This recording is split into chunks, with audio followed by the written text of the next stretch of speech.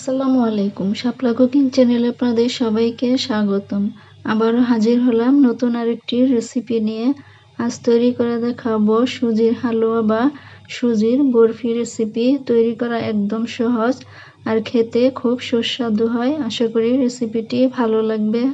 চলুন তাহলে দেখে নেওয়া যাক এই মজাদার বরফি বা হালুয়া কিভাবে তৈরি করতে হয়।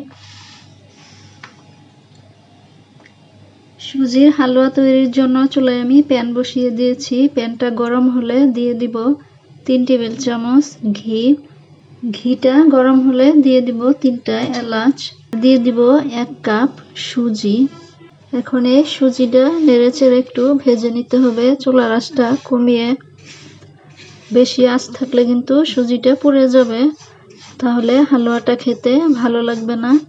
ভাজতে ভাজতে যখন দেখবেন সুজিটা জর্জর হয়ে গেছে আর মচমচে হয়ে গেছে, তখন এখানে দিয়ে দিতে হবে আগে থেকে জাল করে রাখা 1 কাপ দুধ। দুধ দিয়ে সাথে সাথে এভাবে নেড়ে দিতে হবে, তা না হলে দলা পেকে যেতে পারে। চুলার আঁচটা একদম কম রাখতে হবে। আর এখানে আমি একটু লবণ দিয়ে দিব, সামান্য একটু লবণ দিয়ে দিলাম। এখন সুজিটা একটু নেড়ে চেড়ে নিতে হবে। কিছুক্ষণ নেড়ে চেড়ে নেওয়ার পর এখন এখানে দিয়ে দিব 1 কাপের থেকে একটু কম চিনি।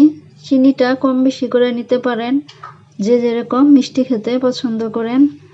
এখন আবারও ভালো করে নেড়ে চেড়ে জাল করে নিতে হবে। চিনি দেওয়ার পর সুজিটা একটু নরম হয়ে আসবে, তারপরও আরও কিছুক্ষণ চুলার আঁচটা কমিয়ে এইভাবে নেড়ে চেড়ে নিতে হবে। যেহেতু সুজির বরফি তৈরি করব, এই জন্য একটু শক্ত করে নামাতে হবে, একটু আঠালো করে নামাতে হবে। সুজিটা নামানোর আগে এখানে আমি আরো 1 টেবিল চামচ ঘি দিয়ে দিব। ঘি দেওয়ার পর আবার একটু ভালো করে নেড়ে চেড়ে নিতে হবে, ঘিটা যাতে সুজির সাথে ভালো করে মিশে যায়।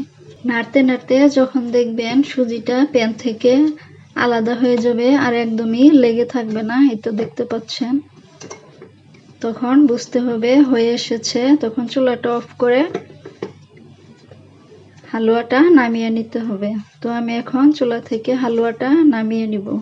এখন এই সুজির হালুয়াটা আমি প্লেটে ঢেলে নিলাম। আর ঢেলে নেওয়ার আগে প্লেটে আমি একটু ঘি ব্রাশ করে নিয়েছি। ঘি অথবা তেল ব্রাশ করে নিলে তাহলে আমরা যে সুজিটা বরফি আকারে কেটে নিব তখন সহজেই উঠে আসবে। তো এইভাবে চেপে চেপে সমান করে দিতে হবে। তো এইভাবে চারপাশ ঘুরিয়ে ঘুরিয়ে সমান করে দিতে হবে। এভাবে আমি 4 কোণা করে নিব। ভালোভাবে সমান করে নেওয়ার পর এখন উপরে আমি কিছু পেস্তা বাদাম আর কিছু কাঠবাদাম কুচি দিয়ে দিচ্ছি।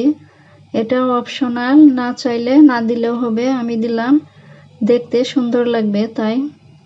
বাদামটা দেওয়ার পর আবারও একটু চেপে চেপে বাদামটা হালুয়ার গায়ে বসিয়ে দিতে হবে এভাবে। এখন এই হালুয়াটা আমি ঠান্ডা করে নিব। যখন পুরোপুরি ঠান্ডা হয়ে যাবে তখন বরফি আকারে কেটে আপনাদের দেখাবো। ঠান্ডা হয়ে যাওয়ার পর হালুয়াটা আমি এখন কেটে নিচ্ছি।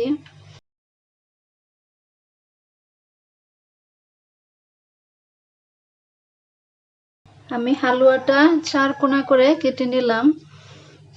আপনারা চাইলে অন্যভাবেও কেটে নিতে পারেন।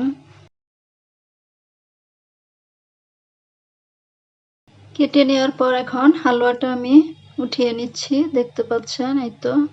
আশা করি এই সুজির হালুয়া বা বরফি রেসিপিটি ভালো লেগেছে।